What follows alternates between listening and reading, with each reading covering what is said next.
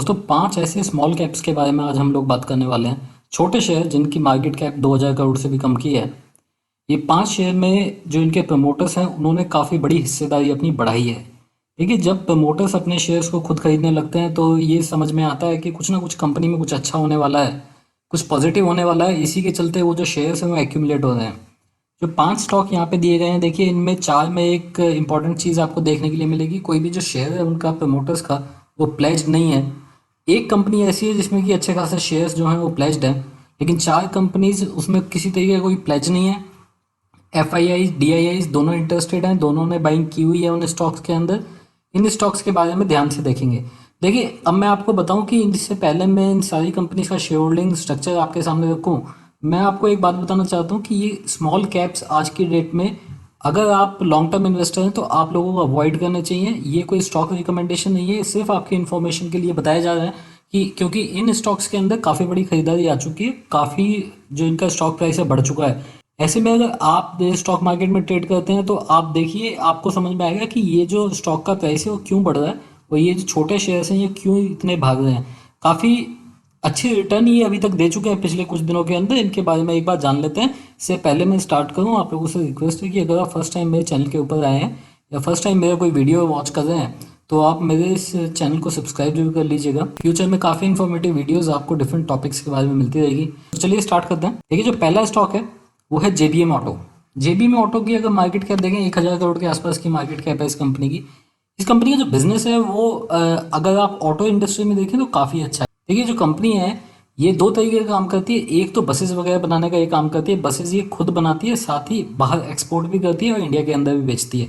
तो एक तो ये बस बनाने का काम करती है, दूसरा जो इस कंपनी का काम है वो ये है कि ये ऑटो पार्ट्स बनाती है, मतलब ऑटो एंसिलरी बिजनेस में भी ये कंपनी है और काफ़ी अच्छे खासे क्लाइंट इस कंपनी के पास इंडिया के अंदर है। इस कंपनी का मार्केट प्राइस आज की डेट में देखते हैं, देखिए 223 रुपये के आसपास चल रहा है। इस कंपनी का जो 52 वीक लो है वो 98 रुपीज़, जब मार्च में मार्केट क्रैश हुआ था 98 पे ये स्टॉक पहुंच गया था। और ये जो 52 वीक हाई इसने बनाया 296, ये इसने जनवरी के आसपास बनाया था जब स्टॉक 300 रुपये के आसपास पहुंच गया था। अब देखते हैं इसकी जो शेयर होल्डिंग है वो किस तरीके की है। देखिए, यहाँ पे आप शेयर होल्डिंग देख सकते हैं, 67.5% जो शेयर्स हैं वो प्रमोटर्स के पास हैं, जो पब्लिक के पास हैं 31.6% शेयर्स हैं। यहाँ पे अगर आप देखेंगे प्रमोटर्स के पास जो शेयर्स हैं वो कितने हैं आज की डेट में और किस तरीके से प्रमोटर्स ने अपने शेयर्स को मेंटेन किया हुआ है। देखिए, मार्च 2018 से और अभी तक लगातार 62% के आसपास जो शेयर होल्डिंग है वो प्रमोटर्स अपनी मेंटेन करके रखे हुए थे। अभी उन्होंने इस चीज़ का फ़ायदा उठाते हुए, मार्केट क्रैश का फ़ायदा उठाते हुए, देखिए पिछले कुछ दिनों के अंदर अच्छी खासी बाइंग कर ली है और करीब यहाँ पे आप देख सकते हैं 67.5% तक अपनी शेयर होल्डिंग को लेके गए हैं, मतलब वहाँ से काफ़ी बढ़ा दिया है। अगर आप इसको देखेंगे तो करीब 8-8.5% के आसपास इन्होंने अपनी होल्डिंग इस कंपनी के अंदर बढ़ा दी है।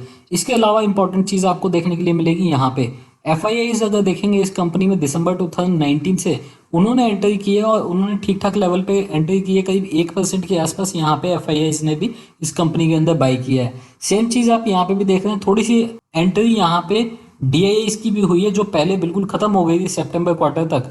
अभी आप देख सकते हैं थोड़ी बहुत एंट्री यहाँ पे डी आई आईज की भी हुई है। जो कंपनी है छोटी कंपनी है और ऑटो कंपनीज को जब से प्रॉब्लम आ रही है तब से इस कंपनी का जो स्टॉक है वो भी स्ट्रगल कर रहा है। मार्केट कैप इसका कम है, जो इक्विटी बेस है वो कम है, 9 के आसपास का ये कंपनी ईपीएस भी लगाती है और 25-26 के आसपास के पी पे ये कंपनी काम कर रही है। तो मतलब वैल्यूएशन वाइज भी जो स्टॉक है कोई बहुत ज़्यादा महंगा नहीं है, लेकिन इसके जो प्रमोटर्स हैं उन्होंने अच्छी खासी बाइंग इस स्टॉक में कर ली है।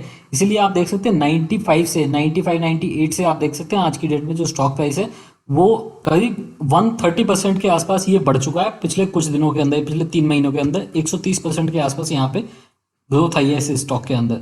दूसरा स्टॉक जिसके बारे में हम बात करने वाले हैं वो है वेल्सपन एंटरप्राइजेस। वेल्सपन एंटरप्राइजेस को वो लोग जानते होंगे जो कि दिल्ली एनसीआर के रीजन में रहते हैं या दिल्ली एनसीआर के आसपास रहते हैं। देखिए, दिल्ली से लेकर मेरठ तक का जो हाईवे है वो ये कंपनी बना रही है, काफ़ी बड़ा प्रोजेक्ट है। इसके अलावा और भी काफ़ी सारे ऐसे प्रोजेक्ट हैं जो इस कंपनी के पास है। लेके 2016 से अगर हम 2019 तक की बात करें, बहुत सारे प्रोजेक्ट इस कंपनी को मिले हैं और छोटी कंपनी के होने के बाद भी इस कंपनी को काफ़ी प्रोजेक्ट ऐसे मिले हैं जो कि बड़े बड़े कंपनीज को नहीं मिल पाए हैं। जिसमें जैसे मैंने बताया जो दिल्ली से मेरठ का जो एक्सप्रेसवे है वो भी आधा जो पार्ट है वो इस कंपनी के पास है। इस कंपनी में भी अगर आप देखें जो प्रमोटर्स की होल्डिंग है वो 50% के आसपास अभी कर ली गई है, जो इससे पहले 47.3% होती थी। यहाँ पे आप देख सकते हैं पिछले कुछ दिनों से ये जो होल्डिंग थी 47 के आसपास चल रही थी, 47%।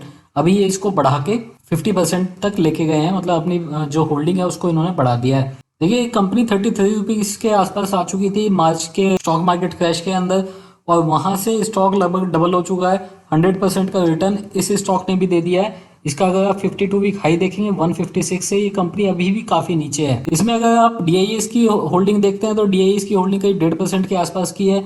एफआईएस की होल्डिंग भी करीब 2-2.5% के आसपास की है। कोई भी शेयर जो है प्रमोटर्स का वो प्लेज्ड नहीं है। इसकी और भी काफ़ी सारी कंपनीज हैं, ये स्टील में काम करती है, स्टील सेक्टर में काम करती है, और भी काफ़ी सारे ऐसे कंस्ट्रक्शन रिलेटेड चीज़ें हैं जिसमें ये कंपनी काम करती है। तो मतलब एक कॉन्ग्लोमरेट है, साथ ही एक होल्डिंग कंपनी की तरह भी ये कंपनी काम करती है। तो ये दूसरा स्टॉक है। जो तीसरी कंपनी है उसका नाम है टाटा केमिकल्स। टाटा केमिकल्स के बारे में तो आप सब लोग जानते होंगे। इस कंपनी में अभी रिसेंटली एक डीमर्जर देखने के लिए मिला है, जिसमें कि जो टाटा कंज्यूमर का जो बिजनेस है वो इस कंपनी से अलग हुआ है। उसकी वजह से स्टॉक काफ़ी गिर गया है, और अभी जो स्टॉक है वो एडजस्ट भी हो गया। देखिए स्टॉक गिर के मार्केट फॉल के अंदर 197 रुपीज़ के आसपास पहुंच गया था, और वहां से अभी ये जो ग्रोथ देखने के लिए मिली है बहुत ही बढ़िया यहाँ पे देखने के लिए मिली है। 315 रुपये का आज का जो स्टॉक प्राइस है इस कंपनी का। इस कंपनी में देखेंगे प्रमोटर की होल्डिंग 31% के आसपास थी, और इस मार्केट फॉल का फायदा उठा के यहाँ पे भी काफ़ी बड़ी बाइंग की गई है। जो अभी होल्डिंग है प्रमोटर्स की वो करीब 34.6 मतलब 35% के आसपास शेयर होल्डिंग कर ली गई है। पब्लिक के पास देखेंगे 21.9% शेयर्स हैं इस कंपनी के, और इसमें जो म्यूचुअल फंड है या फिर जो F I eyes D I हैं वो इसमें काफ़ी इंटरेस्टेड हैं। डी आई आईज की होल्डिंग देखिए इस कंपनी के अंदर करीब 18.5% के आसपास की होल्डिंग डी आई आईज की है। साथ ही एफ आई आईज की होल्डिंग भी इस कंपनी की 9.5% के आसपास की है। देखिए जैसे कंज्यूमर बिजनेस इस कंपनी से अलग हुआ तो एफ आई आईज ने डी आई आईज ने थोड़ा सी एंट्री वहाँ पे ली इस कंपनी से निकल के, इसलिए यहाँ पे आपको जो लास्ट क्वार्टर है वहाँ पे एफ आई आईज और डी आई आईज की जो वैल्यू है उसमें थोड़ी सी गिरावट देखने के लिए मिल रही है। ये तो थर्ड स्टॉक। जो फोर्थ स्टॉक जिसके बारे में हम लोग बात करने वाले हैं वो है Jammu and Kashmir bank, J and के बैंक। देखिए पिछले एक साल के अंदर बहुत नेगेटिव न्यूज़ इस कंपनी के अंदर आई हैं। अगर हम गवर्नमेंट की बात करें तो देखिए गवर्नमेंट ने ही इस कंपनी के अंदर, इस कंपनी की जो मैनेजमेंट है उनके ऊपर आरोप लगाए थे फ्रॉड के और करप्शन के। उसके बाद से जो प्रमोटर्स थे इनके उनको निकाल दिया गया। कंपनी का जो स्टॉक था वो काफ़ी गिर गया। ठीक ठाक वैल्यू पे कंपनी चल रही थी, वहां से काफ़ी गिर गई, मतलब 40 रुपये से ये स्टॉक गिर के एकदम से 25 रुपये पे आ गया था। मार्केट फॉल के अंदर भी देखें ये स्टॉक करीब 11 रुपये के आसपास पहुंच गया था। 11 रुपये से इस स्टॉक ने अभी 20 रुपये के आसपास का हाई बनाया है। मतलब यहाँ से ये जो स्टॉक है ये भी करीब 100% के आसपास की रिटर्न दे चुका है। प्रमोटर की शेयर होल्डिंग इस स्टॉक के अंदर देखेंगे 68% के आसपास की है। कोई भी शेयर किसी भी तरीके का प्लेज्ड नहीं है। पब्लिक की शेयर होल्डिंग इसमें करीब 16% की है, और अगर आप डी आई की होल्डिंग देखते हैं तो डी आई की होल्डिंग पिछले कुछ दिनों के अंदर गिरी है, करीब 2.8 मतलब 3% के आसपास बनती है। और एफ आई आईज की काफ़ी बड़ी होल्डिंग है इस कंपनी के अंदर, करीब 10.5% की जो होल्डिंग है वो एफ आई आईज के पास है। तो 19 रुपये के स्टॉक के लिए इतनी बड़ी एफ आई आईज और डी आई की होल्डिंग काफ़ी मायने रखती है।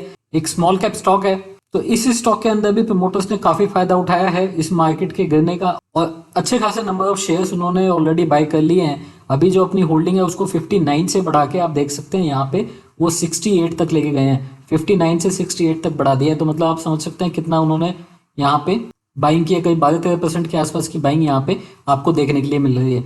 उसके बाद जो फिफ्थ स्टॉक है वो देखिए उसमें प्लेस्ड शेयर्स काफ़ी ज़्यादा हैं। यहाँ पे आप देख सकते हैं ये कंपनी है एनसीसी लिमिटेड। एनसीसी लिमिटेड को हम अगर 2016 तक देखें तो सबसे ज़्यादा ऑर्डर इसको कंस्ट्रक्शन की फील्ड में इस कंपनी को मिला करते थे।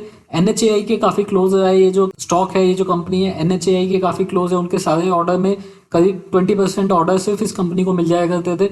अभी इस कंपनी की हालत खराब है, स्टॉक में लगातार गिरावट देखने के लिए मिल रही है। 102 से ये स्टॉक गिर के 31 रुपये आ गया है। इसने अपना 52 वीक लो बनाया 15 रुपये पे। इस कंपनी में अगर आप प्रमोटर की होल्डिंग देखेंगे तो 19.6 है। अगर लास्ट टाइम आप इसकी होल्डिंग देखेंगे तो करीब 18.1 थी। तो मतलब वहां से भी अगर आप देखते हैं 1.5% के आसपास की होल्डिंग प्रमोटर्स ने अपनी बढ़ाई है इसमें। लेकिन एक अच्छी बात है इस स्टॉक में जो प्लेस्ड शेयर्स हैं वो धीरे धीरे कम होते जा रहे हैं। शेयर होल्डिंग बढ़ती जा रही है प्रमोटर्स की, लेकिन जो प्लेस्ड शेयर्स हैं वो धीरे धीरे कम होते जा रहे हैं। यहाँ पे आप देख सकते हैं 42% से घट के अभी 34% प्लेस्ड रह गए हैं, और जो प्रमोटर की शेयर होल्डिंग है वो 18.1 से बढ़ के हो गई है 19.6। एफ आई आईज और डी आईज भी इस कंपनी में काफ़ी इन्वॉल्व हैं। देखिए एफ आई आईज के पास करीब 15% के आसपास की होल्डिंग है इस कंपनी की, और डी आई आईज के पास करीब 18% की होल्डिंग है। हालांकि डी आई आईज की जो होल्डिंग है वो लगातार गिरती जा रही है, उसमें गिरावट देखने के लिए मिली है पिछले 3-4 क्वार्टर में लगातार। तो ये ऐसे 5 स्टॉक हैं जिसमें देखिए प्रमोटर्स ने इस कोविड सिचुएशन की वजह से जो मार्केट फॉल हुआ उसका काफ़ी फायदा उठाया। काफ़ी ज़्यादा बाइंग इन्होंने अपने स्टॉक के अंदर की है और अपनी होल्डिंग को बढ़ा लिया है। स्टॉक ऑलरेडी रिएक्ट भी कर चुके हैं, काफ़ी बड़ा रिटर्न भी दे चुके हैं। जैसे मैंने आपको बताया था ये कोई स्टॉक रिकमेंडेशन नहीं है, तो इसलिए आप इस वीडियो को देख के आप इन स्टॉक के अंदर एंट्री मत लीजिएगा। इससे पहले आपको पूरी रिसर्च करनी पड़ेगी, क्योंकि छोटे स्टॉक है तो बहुत सारी ऐसी चीज़ें होती हैं जो छुपी होती हैं, लोगों को पता नहीं होती है। तो सोच समझ के ही मार्केट में पैसा लगाइएगा दोस्तों। अगर आपको ये वीडियो अच्छा लगा हो, ये इन्फॉर्मेशन अच्छी लगी हो, तो आप इस वीडियो को लाइक जरूर कीजिएगा, आप इसको शेयर कर सकते हैं। अगर आपको मेरी वीडियोस पसंद है तो मेरे चैनल को सब्सक्राइब कर लीजिए। फ्यूचर में जो भी वीडियो मैं अपलोड करूँगा उसका नोटिफिकेशन आप लोगों को मिल जाएगा और वो वीडियो आप लोग देख पाएंगे। अभी के लिए इतना ही। Thank you very much. Take care. Bye bye.